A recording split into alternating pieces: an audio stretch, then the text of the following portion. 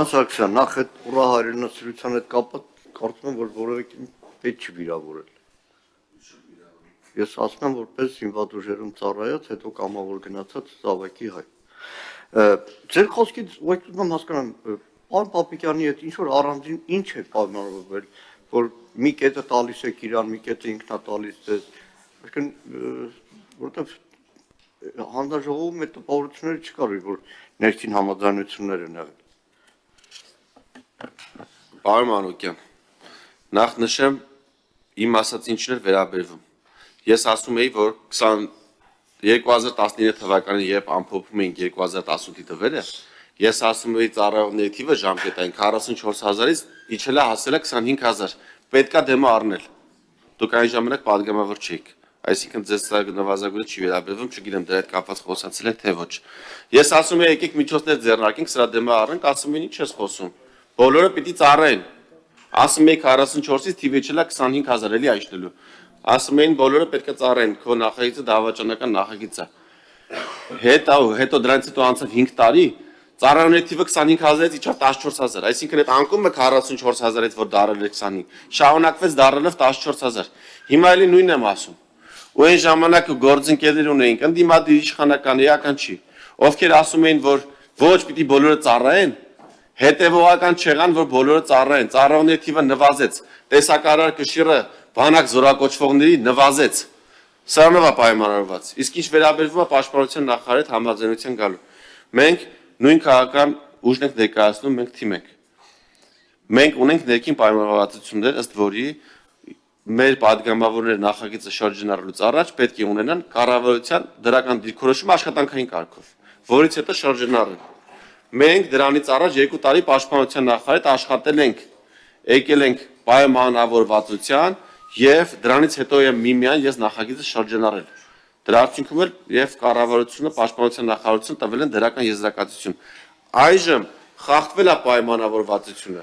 քանի որ պաշտպանության նախարարը նոր հանգամանք ասում է ծառայության ժամկետը կրճատել ենք։ Մինչդեռ մենք միջև դրական տալնել ենք պայմանավորվել, որ ծառայության ժամկետը կրճատելու ենք։ Այսինքն մայիսին, երբ որ պաշտպանության նախարարը դրականատվել իմ նախագիծը, այն ժամանակ գիտեինք, որ աշունը պաշտպանության նախարարը բերելու է ժամկետի կրճատումը։ Ու ինչ չէին ասում, գիտես ինչ կա, մենք աշտանը ծառայության ժամկետը կրճատելու ենք, այս նախագիծը մի արա, այլ հակառակը։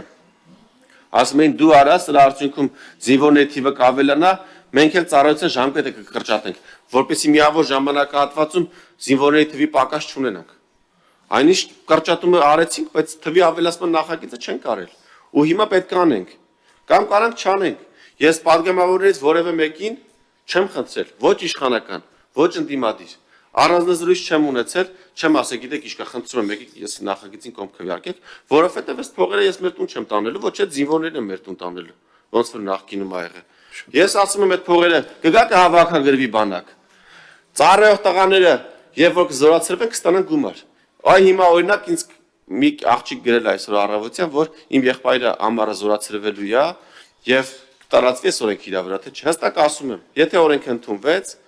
այս հուլիսին զորացրվողները կստանան արդեն իսկ հավաքագրված 2 միլիարդ դրամը կբաշխվի հավասարաչափ բոլորի միջև։ Միջինացված ամեն զորացրվող կստանա 500,000 դրամ։ Եթե թիվը չաճի, եթե թիվը աճի, օրենքի ընդունման արդյունքում, միջև 1 միլիոն ու կես այս ամառ զորացրվողները կստանան։ Չենք ընդունի։ Այդ գումարները կշարունակի հոսել կոռումպացված բժիշկների եւ զինվորական հարության գրպանները, ել չեմ ասում արտասահման քաղաքացիությունից հրաժարվելու համար։ Շնորհակալություն։ Պարոն Սարգսյան, նայեք, Արձագանք, հա։ ձեր մտահոգությունը լրիվ ընդունելի է, տարիներ շարունակ բոլորը մտահոգվել են դեմոգրաֆիական վիճակով, զորակոչով եւ այլն եւ այլն։ Եվ բազմաթիվ այդպես նախաձեռնություններ կան։ Ուղղակի անվտանգության համակարգը, բանակի համակարգը այնպեսին է, որ առանձին մեկ փոփոխությունը, տեսեք, օրինակ 2-3 օր առաջ պաշտպանության նախարարության դիմացի այդ տխուր պատկերը 2 տարվա ծառայողների հանրավաքը։ Այն ժամանակ երբ որ բերում էին նախագիծը, հաշվի առեք, որ բանակում անհավասար վիճակ ալնելու 1.5 տարի ծառայող, 2 տարի եւ դրա պատուղներն են։ Այդ մտահոգությունները կան, բայց այնուամենայնիվ Պարոն Քոչարյանի հիշեցնա փորձագիտական եզրակացությունը, որ իրոք մասնագիտական եզրակացությունն է։ Այսինքն դուք խնդիրները լուծելու փոխարեն ասում եք կախվեր, քանի որ բանակից փողով ազատվում են, քաղաքացիությունից հրաժարվում են, եկեք սարքենք մի քանի միլիոն տա ու ազատվի։ Պրոբլեմը այդ ստվերային բաները լուծելն է եւ ոչ թե դրա լուծման համար միջանկյալ տարբերակ փողով ազատվել։